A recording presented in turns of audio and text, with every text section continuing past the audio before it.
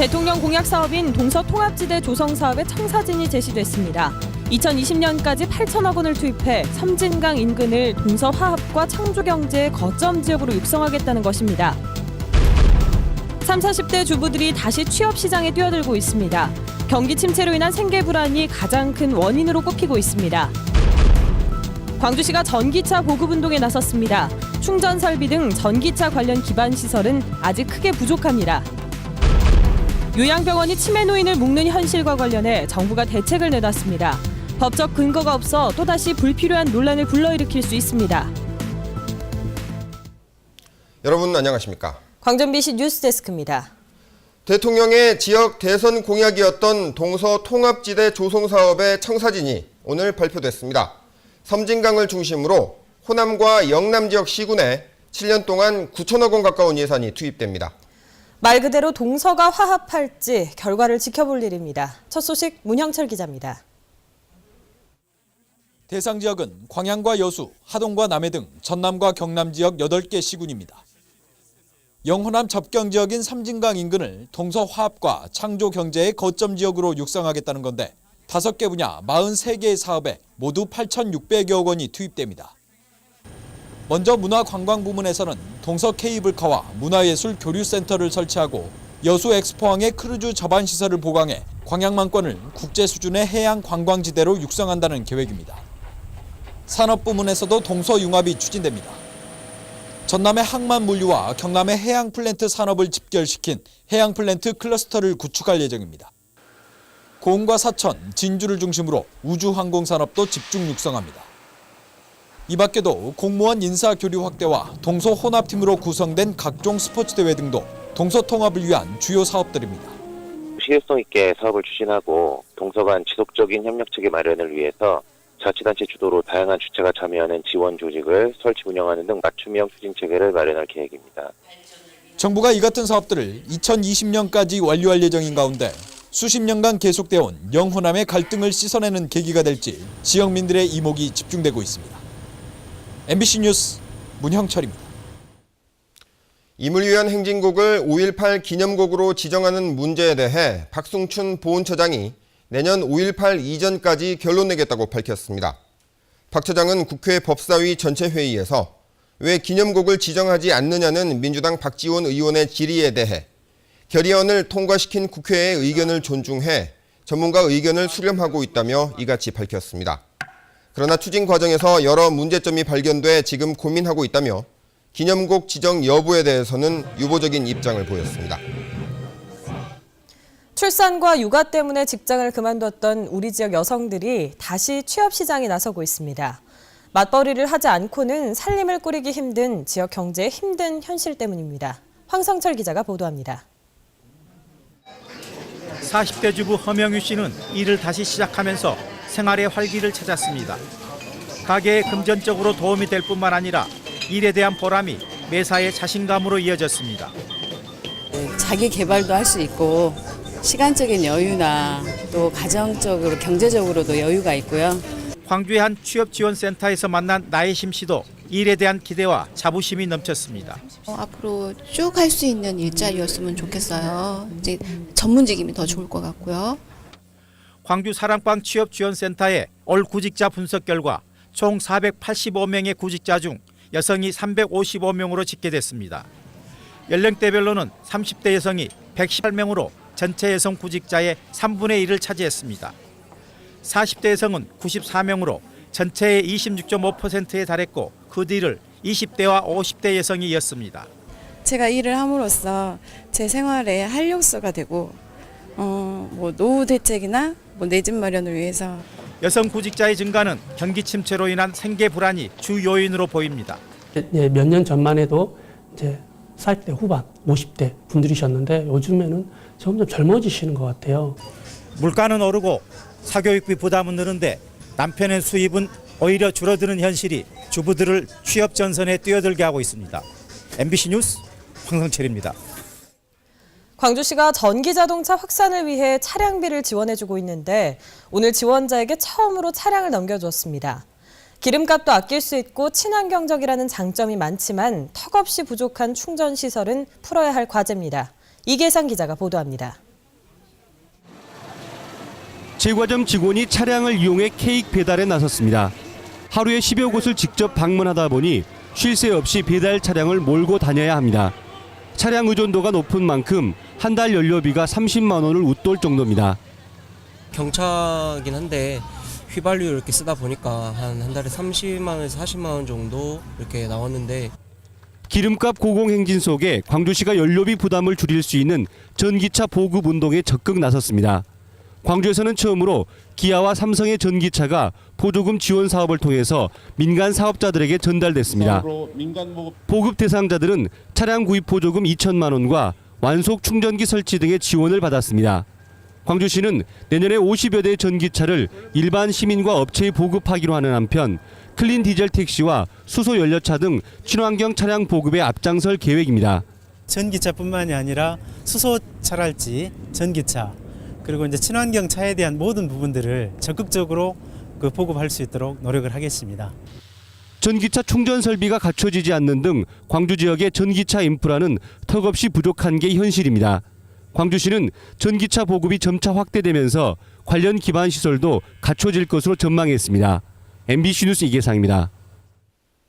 정부가 10년 전에 화물차가 너무 많아졌다며 화물차에 신규 허가를 내주지 않고 있습니다.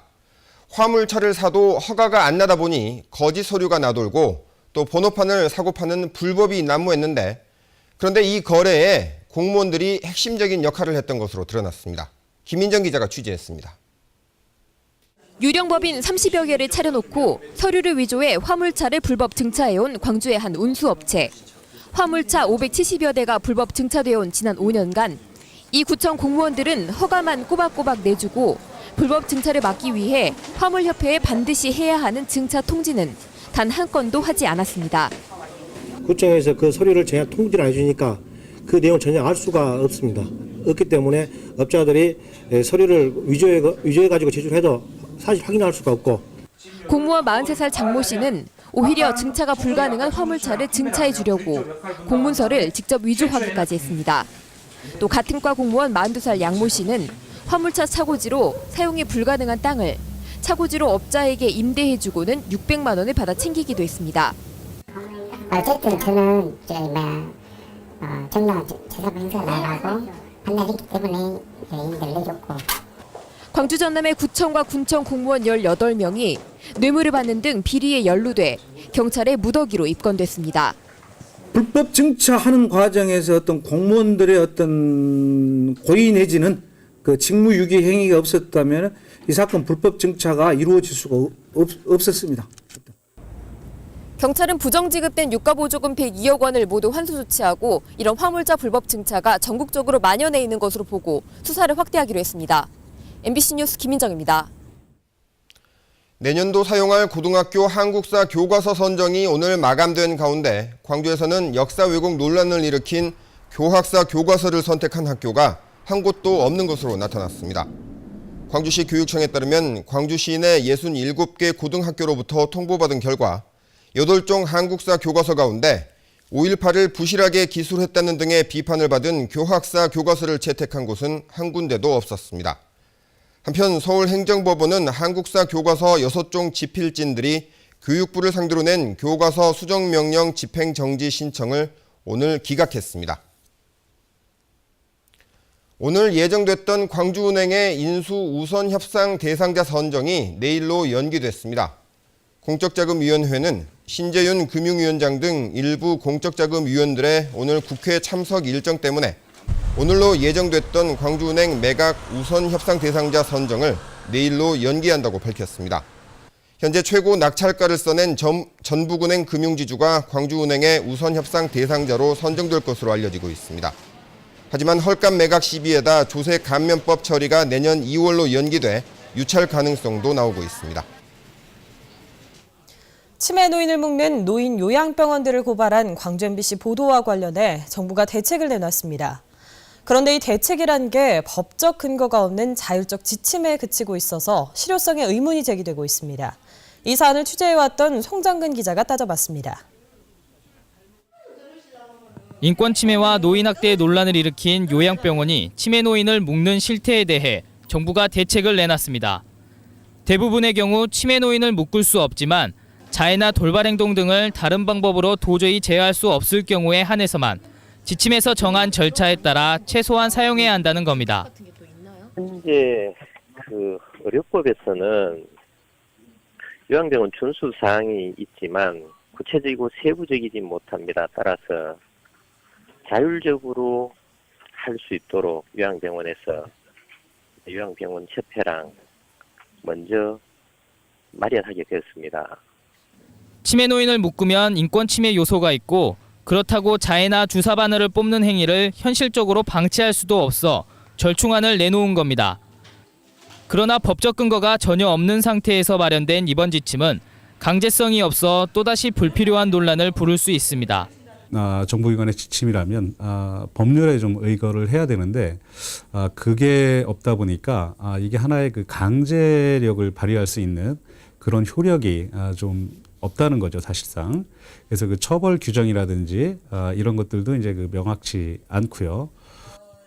이미 유사한 이유로 강박이 필요한 정신질환 환자들에 대해서는 어떤 경우에 강박하는지, 절차를 어기면 어떤 처벌을 받는지 법으로 엄격히 정해뒀습니다. 정부가 현실적인 강박 필요성을 인정했다면 효력이 떨어지는 지침보다는 치매 환자들의 인권을 보호할 법 제정을 해야 할 시점입니다. MBC 뉴스 송정근입니다. 선거관리위원회가 축의금을 전달한 의원은 형사 고발한 반면 축의금을 받은 의원에게는 소액의 과태료를 부과해 형평성 논란이 일고 있습니다. 광주시 선거관리위원회에 따르면 지난 11월 자녀 결혼식 때 동료 시의원 등 19명으로부터 축의금을 받은 광주시의회 모 의원에 대해 과태료 40만 원을 부과했습니다. 선관위는 해당 의원이 축의금을 반환했고 조사에 성실히 임한 점 등을 감안해 과태료 부과 액수를 결정했다고 밝혔지만 축의금을 전달한 동료 의원 등 6명을 형사 고발한 것과 비교할 때 형평성을 잃었다는 지적이 나오고 있습니다.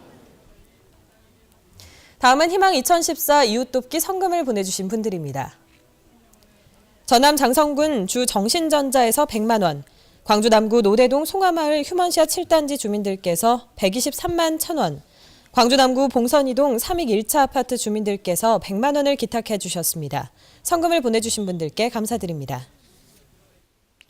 교원단체와 학부모단체가 시간제 교사 도입에 대해 한 목소리로 반대하고 나섰습니다. 광주교총과 정교조 광주지부, 참교육 학부모회는 기자회견을 열고 정부가 도입하려는 시간제 교사는 교사의 역할과 교육 현장에 대한 이해가 없는 행정 일방주의 정책이라고 비판했습니다. 또 시간제 교사는 정부가 강조하는 학생 인성 교육에도 배치되고 교육 주체 간 갈등을 조장할 것이라며 정부는 교육 현장의 요구를 받아들여 학급당 학생 수를 줄이고 정규 교원을 확충하라고 촉구했습니다.